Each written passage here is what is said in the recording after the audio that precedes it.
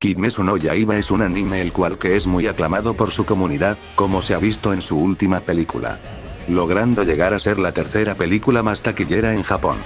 Demon Slayer ha hecho de grandes logros, como obtener una enorme cantidad de elogios por su escritura, animación, pero sobre todo de presentar a personajes entrañables que puedas empatizar con ellos. Vamos, que la pregunta más común que se hace es, ¿cuál es tu pilar favorito? Sin embargo, resaltando ese apartado siendo el de los personajes, todos los personajes importantes han tenido una escena digna de la cinematografía, hasta incluso en cada temporada hay una de estas escenas como mínimo, sino que más. Pero todo esto comenzó con esta escena.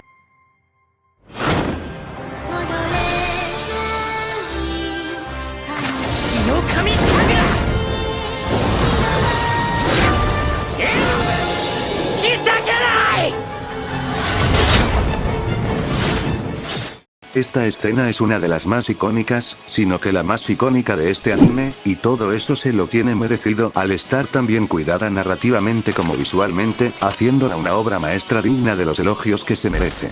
Sin embargo, no es de esa escena de la que vengo a hablar, al contrario, siendo de la escena que se ve en el episodio 17, episodio que definió a Zenitsu, siendo un capítulo en su mayoría dedicado a él, el cual tiene una gran secuencia que pienso dividir en tres apartados. 1. El pasado, la evolución, y la conclusión. El pasado.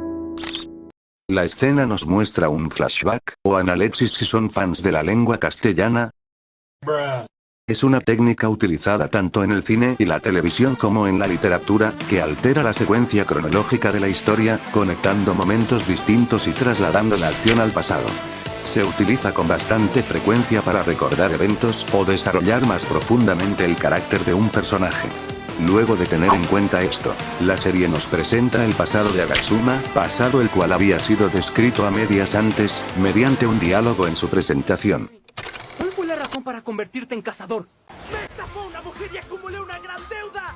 Y el hombre que tomó la deuda por mí resultó ser uno de los mejores instructores. Producto de esto, vemos la historia del por qué Zenitsu acabó haciendo su entrenamiento, descubrimos del porqué de varias cosas, tales como su personalidad, apariencia, conflictos, pero sobre todo de su relación más importante, la de su abuelo. Dado que, el personaje es mostrado y descrito como patético, tanto por terceros como por él mismo. No obstante, sus problemáticas están expresadas de una manera tan personal, que simpatizas con él, sumado a que la escena retrospectiva te expresa mediante el uso de diálogos, una forma en la que desarrolla su worldbuilding, además de expresar misterios y dudas interesantes, como por ejemplo, ¿cuáles son las posturas del rayo restantes? ¿Quién es el compañero de Zenitsu? Entre otras. Estas dudas llegan a sumergirte en la narrativa de la serie. La principal problemática que vimos desde un inicio que presenta el personaje es un pusilánime. Esto llegó a ser usado como un gag cómico frecuente en los episodios. Al contrario, vemos como en este capítulo ese miedo es usado como un desafío, que el rubio tendrá que afrontar. La evolución. Para saber si este apartado es bueno, tengo que explicar qué es la evolución de un personaje. Y este es el proceso de cambio que experimenta un personaje a lo largo de una historia. Este cambio puede ser interno o externo, y puede ser sutil o dramático. La evolución de los personajes es un elemento fundamental en la construcción de historias, ya que permite que los personajes se sientan humanos y que la trama tenga peso narrativo. De no ser el caso, entonces estaríamos ante un personaje unidimensional, que en palabras más sencillas, se define como: la evolución de un personaje es el proceso requerido que el personaje necesita. Es decir, un cambio que pase de ser A y se transforme en B, el que este cambio tenga sentido dentro de la narrativa, es lo que defines y una evolución es buena. Si el cambio no se da, provoca el resultado de un personaje plano o unidimensional. Un personaje unidimensional es un personaje de ficción que se caracteriza por ser plano, simplista y predecible. Sabiendo ahora este apartado, esto nos lleva a este punto. ¿Por qué hay personas que empatizan con la historia de Zenitsu? Y la respuesta es, porque en ciertos momentos nos sentimos como él.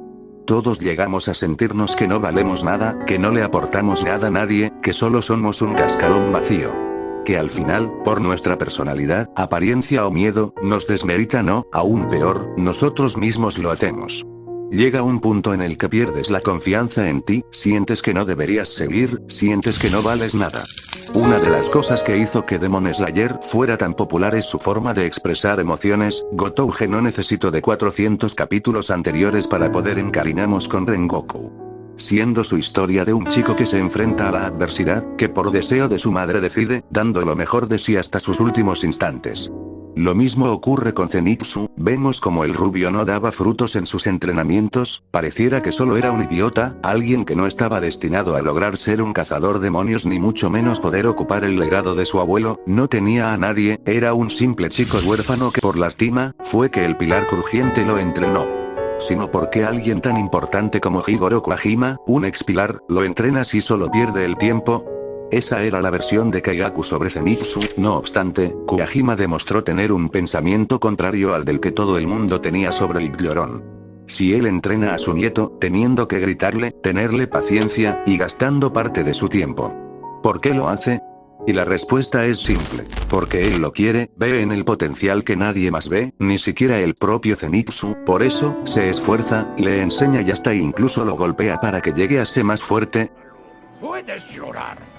Eso está bien. Solo no te des por vencido.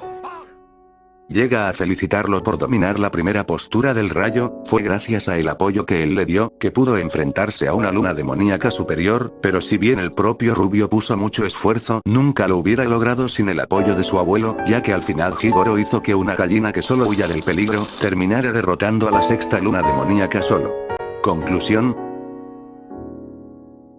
La conclusión del acto termina cuando el amigo de Tanjiro derrota a la araña, usando su única postura, sin embargo, el veneno comienza a circular por su torrente sanguíneo estando al borde de la muerte, ve a su gorrión, este último vuela para no tener que verlo morir, y justo cuando se iba a rendir su mente, le recuerda las palabras de su abuelo, entonces con lo último de su fuerza usa su postura del rayo para detener el veneno, quedando inmóvil.